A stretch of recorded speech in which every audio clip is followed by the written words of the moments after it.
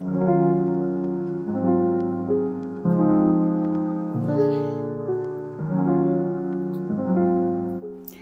sis! Welcome to my special 40th birthday celebration! I'm so glad you could join me today for this very personal moment. I've been reflecting a lot as I approach this milestone and I wanted to do something special for you all.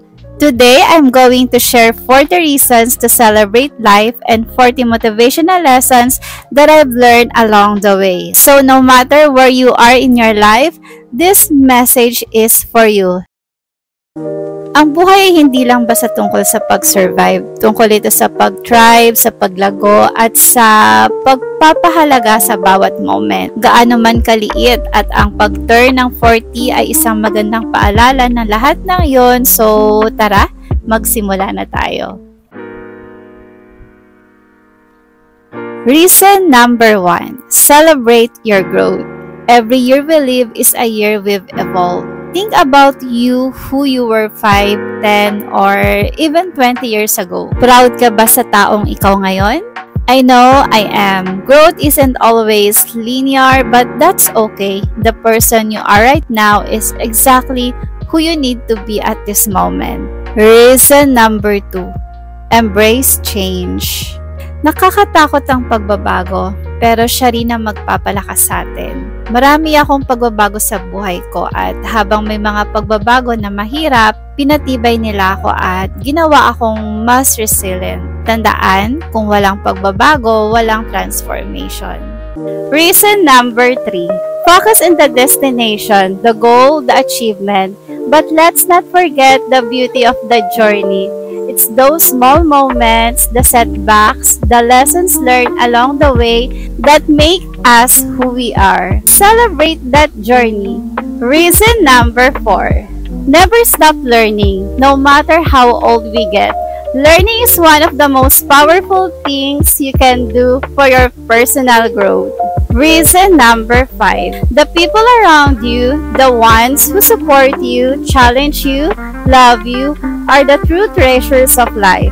Don't wait for special occasions to tell them how much they meant to you. Let them know every day. Ngayon gusto ko sanang baguhin ang tono ng usapan. Minsan kasi nakakalimutan natin kung anong mga bagay ang tama at maganda sa buhay natin. Pero paano kung baliktarin natin? Paano kung i-celebrate natin ang lahat ng mga accomplishment natin at ang mga lessons na natutunan natin? So, tuloy tayo. Reasons number 6. Madalas tayo ang pinakamahirap na kritiko sa sarili natin. Pero sandali, ano ang magaling ka? Ano ang nagpapakita ng uniqueness mo? I-own mo yan. Ipagmalaki mo ang mga strength mo na nagdala sa'yo hanggang dito. Reason number 7. Don't fear failure. I've failed more times that I can count. But you know what? Every failure taught me something valuable. Don't be afraid to take risks, to try new things. Ang pagkatalo ay stepping stone lang sa tagumpay. Reason number 8. Madaling malunod sa agos ng buhay. Pero ang pinakamagagandang moment ay yung pinakasimple. Yung tahimik na umaga na may kape, isang lakad kasama ang kaibigan, o isang tawa kasama ang pamilya. Don't let those moments pass you by without appreciating them. Reason number 9. Prioritize your health. As we get older, our bodies change, but taking care of your mind and body is crucial. Exercise, eat well, get enough sleep, at pinaka-importante, magpahinga. Your health is your wealth. Reason number 10. Cultivate gratitude. Ang buhay ay mahirap minsan, pero palaging may dahilan para magpasalamat. Napansin ko na kapag nagsimula ako ng araw na may pasasalamat, nagbabago yung mindset ko at nakakaramdam ako ng kapayapaan. Maghanap ka ng bagay na ipagpapasalamat araw-araw. Okay, 10 reasons na tayo, pero marami pang dapat i-celebrate. Ang mga lessons na ito ay araw-araw kong dala at sana magbigay ito ng inspirasyon sa'yo na mag-reflect din sa iyong sariling buhay. I'm celebrating the fact na narating ko ang milestone na ito at gusto ko rin ikaw ay mag-celebrate ng buhay mo. 11. Celebrate your unique journey. Number 12, you're not too old to start something new. 13, be kinder to yourself. Number 14, believe in the power of second chances. Number 15, your worth is not determined by others' opinion. Number 16, pursue your passions no matter how unconventional. 17, be open to a new perspective.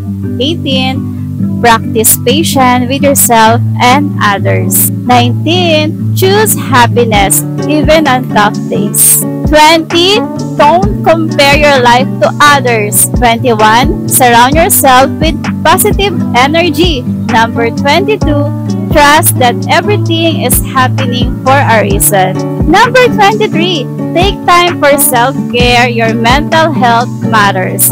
24, let go of what no longer serves you. Number 25, stay humble but proud your accomplishments. Number 26, never settle for less than you deserve. 27, don't wait for the perfect moment to take action. Number 28, your failures don't define you, but how you bounce back does. 29, embrace imperfection. It's what makes you real. 30, take risks. It's where the magic happens. 31, celebrate your achievements no matter how small. 32, you are more capable than you think. 33, learn to say no when needed. 34, don't be afraid to express your feelings. 35, trust the timing of your life.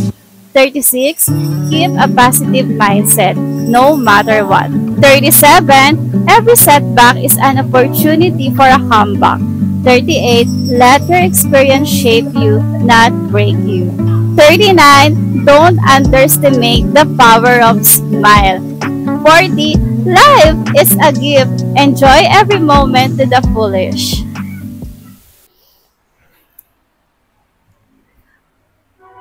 So, there you have it. 40 reasons to celebrate life. Whether you're 18 or 80, these lessons are meant to inspire you to appreciate the beautiful journey you're on. As I reflect on 40 years, I'm filled with gratitude for every moment, every lesson, and every person who crossed my path.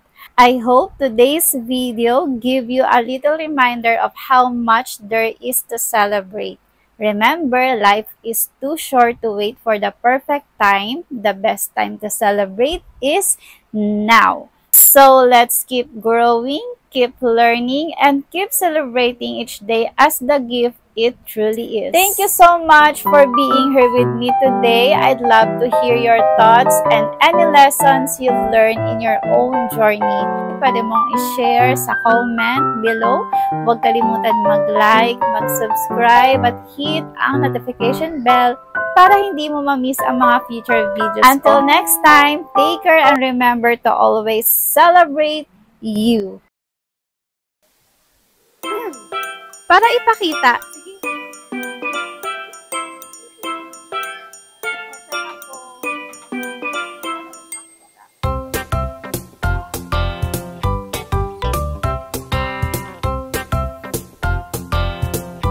Huwag mong hintayin ang special occasions para ipakita kung gaano sila kahalaga sa'yo.